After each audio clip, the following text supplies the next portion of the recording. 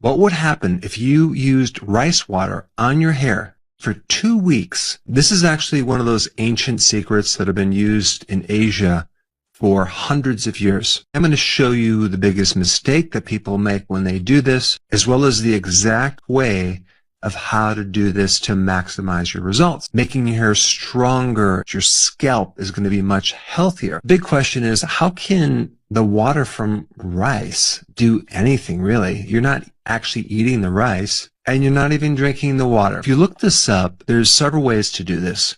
Some people will take a cup of rice in 2 cups of water, and they'll mix it together, and then they'll let it sit for a couple hours. They'll strain off the rice, and then use that rice water on their hair. That's really not going to do anything. There's a way to make this rice water that you can turn that into a probiotic. And what's interesting is you're not actually adding any microbes at all. The microbes are already on the rice. The microbes are actually in the air. And so what you're going to do is you're going to create this probiotic liquid, which is going to be made over a period of time of 48 hours, where these microbes are going to eat the starch from the rice, and they're going to reproduce at a massive level. And you're going to use that probiotic with all the additional byproducts that are created on your hair and your scalp. A lot of great things occur from fermentation.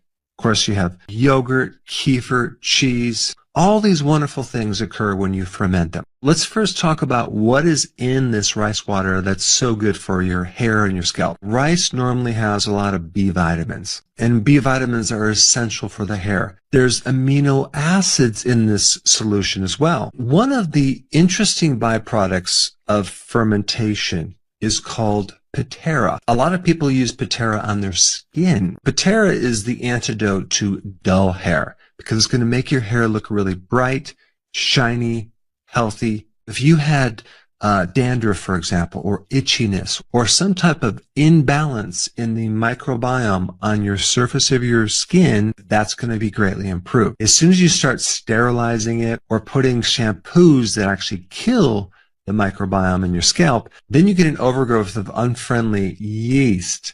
And that's why it takes a friendly yeast to help put that back in check. And there's another really important thing in this liquid, and it's called lactic acid. That comes from lactic acid bacteria. And I know people are like, oh, the body should be alkaline, and anything that's acidic is unhealthy. No, not when we're dealing with hair in your skin. We need your skin and hair to be on the acid side. And lactic acid is an acid that will help the skin and hair and decrease that dullness and frizzy hair that you may have. And there's other nutrients in this liquid too, like magnesium and selenium, for example. This liquid also increases something called nitric oxide, which can actually help bring oxygen to the root of the hair. Overall, it can do a lot for your hair, your scalp, and your skin if you want to put it on your skin as well. Let me now show you how to make it. So simply add 2 cups of that rice in a bowl, add 4 cups of water.